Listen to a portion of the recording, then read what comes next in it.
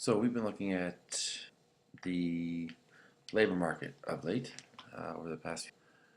Now we're moving into with uh, monopolies and imperfect competition. So most of what we've looked at in these past few classes have had to be in a situation of perfect competition.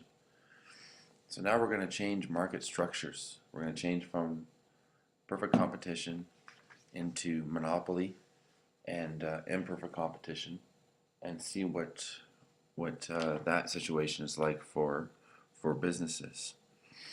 The point of doing this is that while perfectly competitive markets do exist, they are by they're not the most common market structure.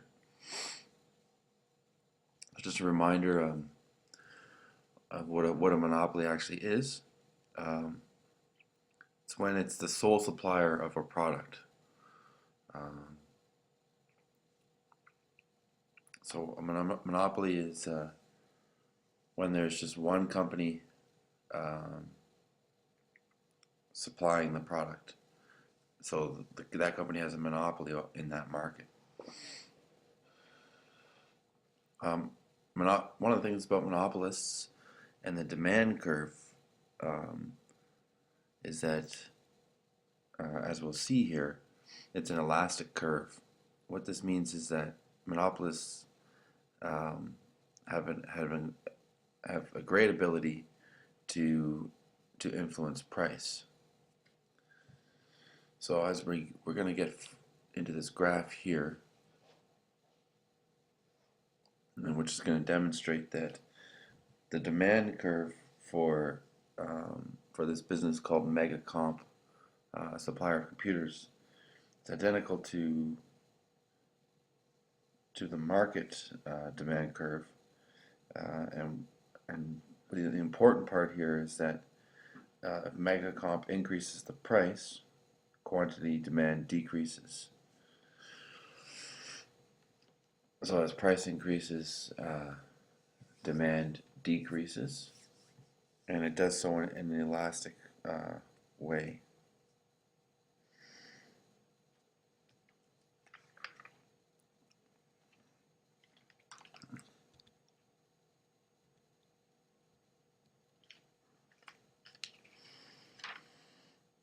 In a monopolistic competition, demand curve is also elastic because of there being many substitutes for the business's product.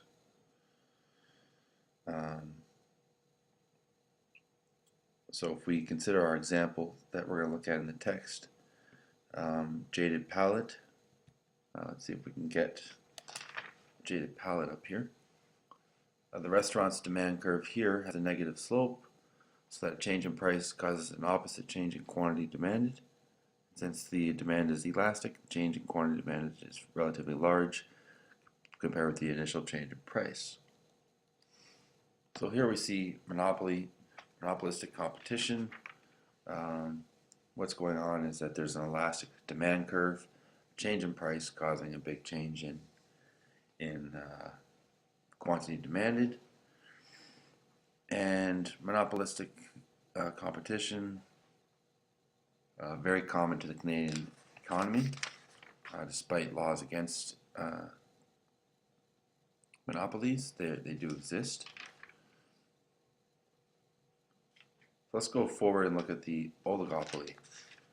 Oligopolies are like we looked at in the telecommunication industry, where there's mutual interdependence. The action of one business affects the action of other businesses. And one business cannot afford to ignore their competitors' actions, which might indirectly affect sales. And because of this mutual interdependence rather, businesses in an oligopoly can operate in either two ways: as rivals, so as competitors, or as fellow players who cooperate to increase combined profits.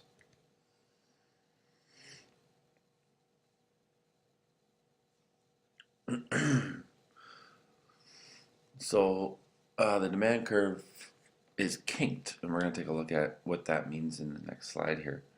But a business raising price finds rivals keep theirs constant, so demand is relatively flat in a case like that. and a business reducing prices, a business reducing prices finds rivals raise theirs as well, so demand is relatively steep. So there's different situations happening here on the demand curve. We should look at this chart first before we look at our demand graph. Basically what's going on here is if company A raises price, the other company, probable response of competitors is keep price constant. The effect on company A's market share is that it's going to fall, and the quantity demanded of company A is going to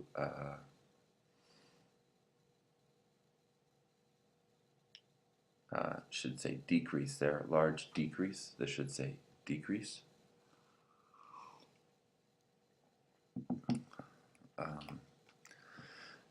And if company A lowers price, the price of competitors, they're going to match the price drop. And on the market share, what's going to happen is all companies selling at a lower price, company A's market share will stay constant. And there'll be a small increase as lower prices for all companies attract new buyers. Now let's look at this demand curve and analyze it a little bit. Hopefully, there we go. So this is a demand curve for Centaur cars. So what we have here, let's say when a fellow business in the oligopoly raises the price above $30,000, competitors keep their prices constant to raise their sales. And then the results are a substantial drop in the quantity demanded of Centaur cars and a flat demand curve from point B to A relatively. But if price moves below 30,000, competitors are forced to drop their prices as well. Thus, quantity demanded for Centaur cars increases by only a minor point, producing a steep demand curve from point B to C. So it's the whole point of this this type of demand curve is to see how, while one business is going to be react to another. So it's this idea that businesses are interdependent. And there's price leaders. Price leadership is when other companies follow with any price change initiated by a price leader and adjust their output. And then obviously there's price followers. That's what I want to get across to you guys for that video. So thanks for watching, and that's going to be it for this video.